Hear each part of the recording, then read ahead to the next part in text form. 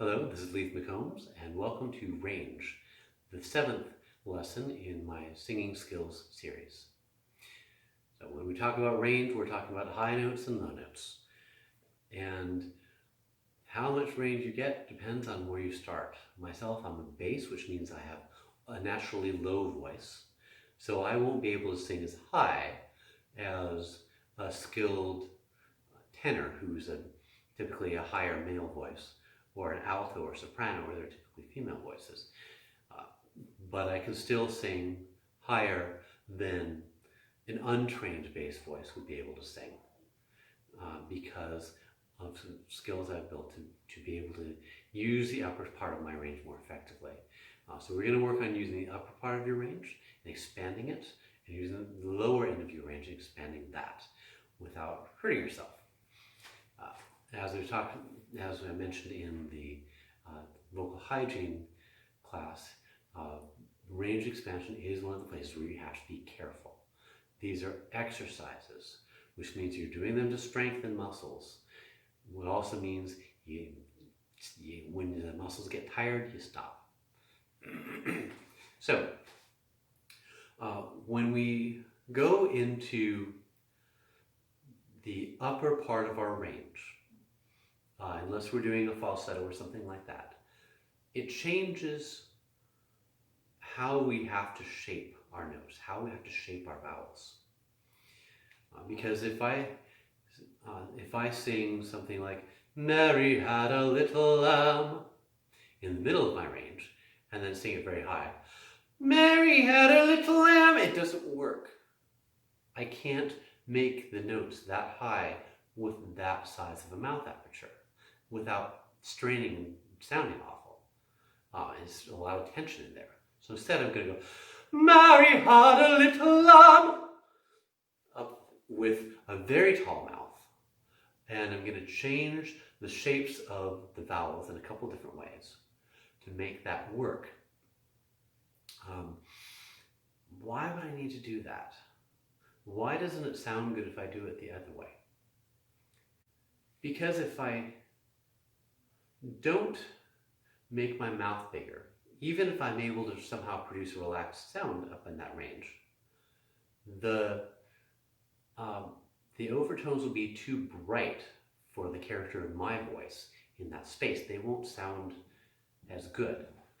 So as I move up the scale, up into the upper part of my range, my mouth gets taller and taller, and I need to round my vowels more on the inside.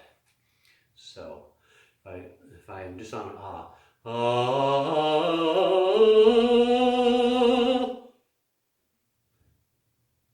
by the end of it, it's not really even an anymore. It's more of an As you're doing this, it gets a little harder and harder to understand what you're saying.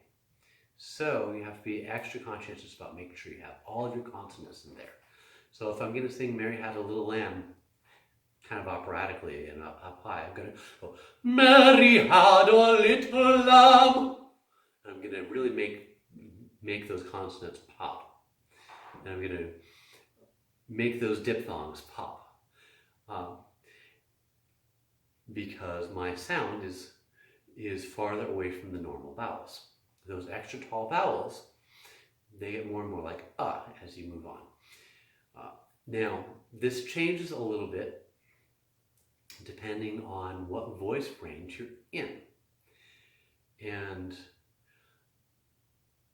male voices, male singers, male-bodied singers, especially basses and baritones, tend to have to work harder to get into their upper range because there's more resistance. It's a bigger pad of laryngeal muscles. There's more resistance there that we have to work through to get that fast vibration. Higher voices, sopranos especially, very high, usually female voices, have a different problem, and that is it becomes almost impossible to understand what vowels they're making. Why? I can go as up in my range, "Mary had a little lamb," And my vowels are still, they're modified, but they're still understandable. But if someone were to do that an octave or 2 octaves up, there would be no vowels. All the vowels would be up. Or they'd be incomprehensible, they'd be indistinguishable from each other. And the reason is, sound, I should say, notes, a pitch, has an overtone series that goes with it. So if I sing the C below middle C, somewhere around there, when I sing that C below middle C, I also get middle C. And I get the G above middle C. And I get the next C above that, and then I get the F above that, and G, A, then I get, I believe, A or B flat. I think A is the next one. And it keeps going up higher and higher and smaller intervals to complete this overtone series. These are overtones that naturally occur, and the human voice generally has all of them. And that's fine. Those just give color to the tone of the note I'm producing. But there's another harmonic in there. There's another pitch that you hear. And that is the one that defines the vowel ah. Or, sorry, the one that defines whatever vowel I'm singing. To demonstrate this, if I make a kind of buzzy nasal sound and I hold one pitch, but I change the shape on the inside of my mouth, you'll hear that vowel harmonic move like this. You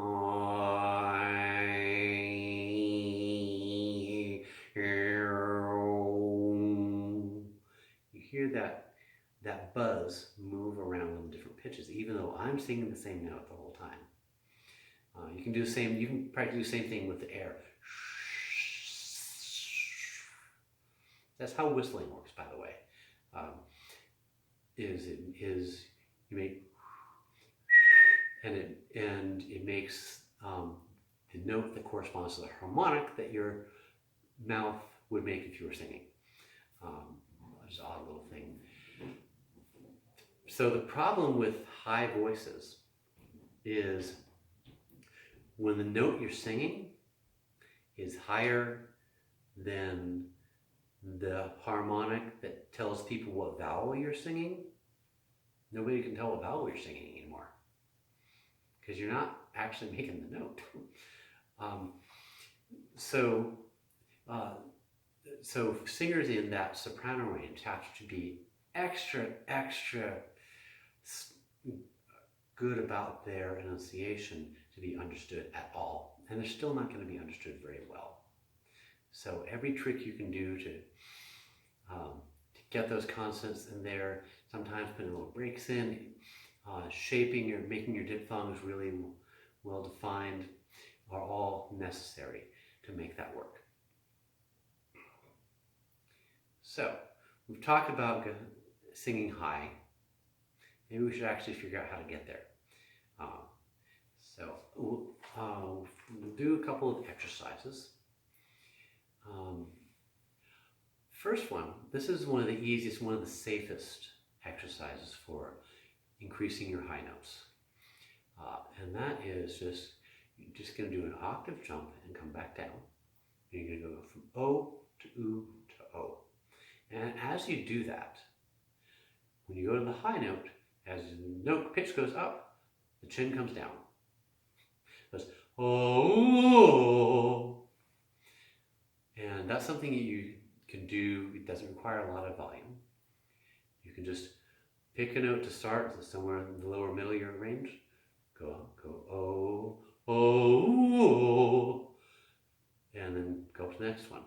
And as you do it, make sure that you're dropping your jaw each time to go oh, oh, oh, oh, oh, and keep going until it starts to feel like you're kind of working hard, or like you're maybe getting a little tense, and then stop. as that gets more comfortable, you can do some more advanced ones. One I like to use is Bboy. So the phrase is B-boy, B-boy, B. Make sure you're really doing that diphthong, B-boy, B-boy, B. Not boy, Bowie. Well, like David Bowie, right?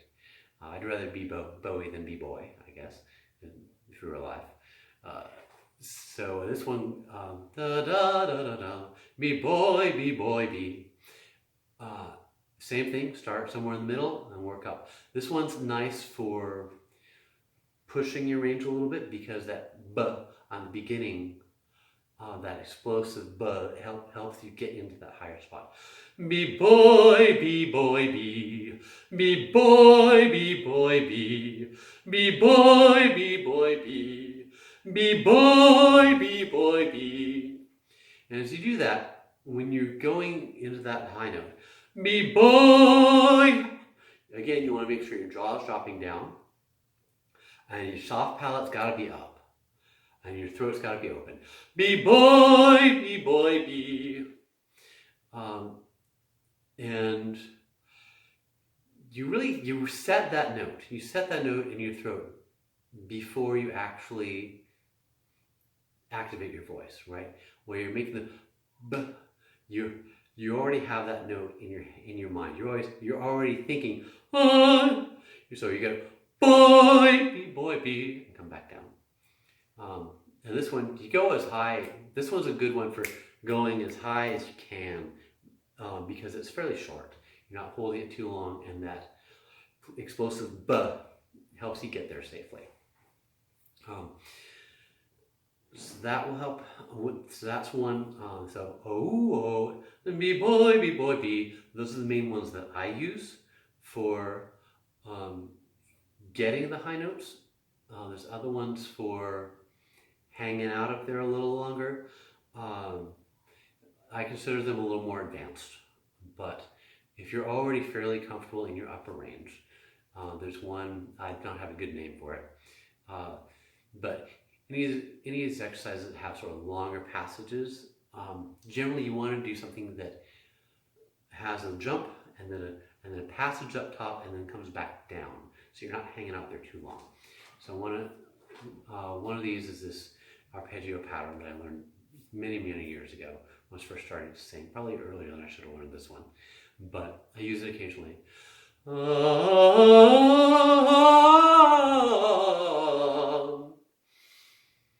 So that's one you can use. You can try it on different syllables. Me, me, me, me. Me, me, me, me, me, me, me, me, me, me. That's probably not a great one. I just, it's been so long. I don't even remember what the syllables are supposed to be for that one. But that kind of pattern can be used when you're fairly comfortable in your upper range. You can use that for just kind of floating around up there and coming back down. Now we've talked about pushing up. We can also talk about pushing down. Now, you can't push down too hard. Your voice just falls apart if you do. It's not any more damaging, but it just breaks really easily. If you put too much energy on a note at the very bottom of your range, you just can't make the note. So the things that we do to access the lower part of our range, there's a few of them. One of them is making a big opening in the throat. So it's easier to go low when your throat is big. You also,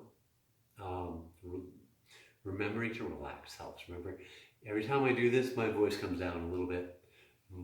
It just naturally, the relaxation brings my voice down. And that's really the main thing that lets you hit a lower note, but just relaxing in any low note doesn't mean that you're going to be heard making that low note. So,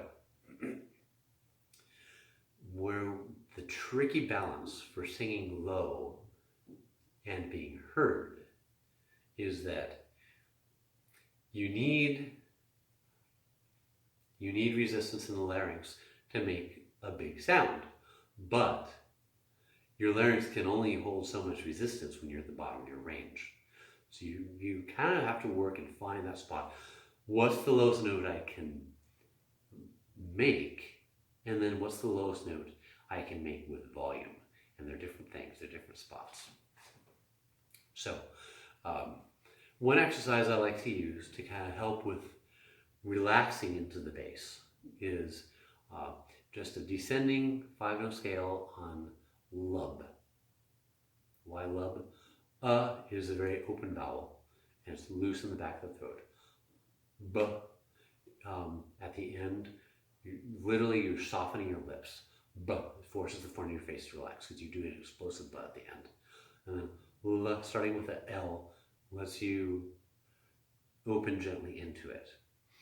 So you just go lub, blub, blub, blub, blub, lub, blub, blub, blub, blub, and keep working down. Lub, blub, blub, blub, blub, lub, blub, blub, blub, blub, lub, blub, blub, blub, blub, lub, blub, blub, blub, blub, and pretty soon you get to where you can't. I should talk a little higher so I can be understood. But pretty soon you get down to where you can't get any real volume, and then maybe 2 notes later you just can't hit the note anymore. And that's okay. Working your range downwards is something you gotta do slow and gentle, and you'll never get all that far with it. Mostly, you probably already have most of the notes at the bottom of your range that you will ever have, unless except with age or with damage to your throat or things like that. So instead, we work on, okay, how can we make those low notes clear? Make sure we're getting all the notes we can, and then make those solid. So doing the lub, blub, blub exercise helps getting those low notes. When I have to make a low note heard well, and it's near the bottom of my range, I do a couple things. Yes, I give resistance here, but I can only do that up to so much. So the other things I can use, I can make a big space, and I can focus the tone up here. So first, big space. So if I'm going to sing, I'm going to make a big throat. And that helps. Give me a big resonating chamber, makes it fairly well heard. The other thing I can do, sometimes it helps to actually shut the front of your mouth a little bit. Sometimes it's better to keep it open. It varies from person to person. But I can if I make my tone a little extra bright, as I go down, that extra brightness that's almost nasal sounding is less bothersome, and it helps the sound be understood. So if I add that extra brightness, kind of like if you have a cold in your nose, it's like really shutting off that nasal passage air, gives you that extra brightness, and you take that down and you open your throat, you can get extra sound here. Ba. It's not pretty, but if I need to make that sound big and bold, that's where I can go with it. And I don't usually go that far with it. But if I'm doing like a little bass part in opera, O Isis und Osiris schenket der Weisheit Geist dem neuen Paar. I take it most of the way there. Mostly I'm opening and I'm giving big space in the mouth, and I'm giving big consonants, giving myself time to make the note. And that's really all I have for working the low range. So we've covered the high range, remembering to make that taller aperture, raise that soft palate, and you may even need to, for some people, you may even need to bring your tongue back a little bit. This varies from person to person.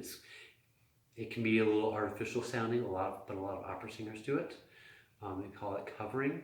So instead of saying, the dust of whose feet, I might say, the dust of whose feet, and have my tongue a little further back to make the tone a little less bright, because some voices are overly bright in the high range.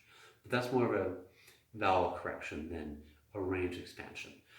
So we've covered the basics of working into your upper register and expanding your voice upwards. And we've covered how to get into the low and really maximize your low range. Now there are a couple more techniques, a little more advanced techniques that you can use to help with high notes. One training tool you can use, I should say that male-bodied singers can use, is try practicing singing in your falsetto and doing it in as relaxed a way as possible. Don't do any other warm-ups beforehand, except just bare minimum to get yourself relaxed. And the act of singing up there does help acclimate your vocal mechanism to generally being in your upper registers, falsetto or otherwise. And that is long-term something that will help improve your high range. Other things that will help, and this is a thing I should have meant to cover earlier, but one of the most important things, you really want your connection with your vocal folds to get lighter as you go up. So instead of going, the dust of whose feet, I can go there and loud if I have to, but if I instead go, the dust of whose feet, that's much nicer to listen to, and it's almost as loud. And I can sustain it much longer. So going high, it's not just dropping the jaw, it's also, and raising the soft palate, it's also lightening the registration in your throat. And the extra energy, the extra breath energy is taken up by the extra vibration it has to do to get that higher note. So you're still balanced here in the throat when you make that higher sound. And that was something that I was doing unconsciously as I demonstrated those exercises. Oh, I was lightening my registration in my throat as I went to the ooh. Same with B-boy. B-boy, B-boy, B. I actually am very light in the throat when I do those. And it's occasionally useful to practice doing that a little heavier for those times when you have to be high and loud. But most of the time you want to do it light. So that is all I have for now about range. There are some other advanced range building techniques, but I don't think they're appropriate for this course at this level. I might come back and do another advanced course on that later. So for now, I'm going to sign off, and I will see you at the next lesson.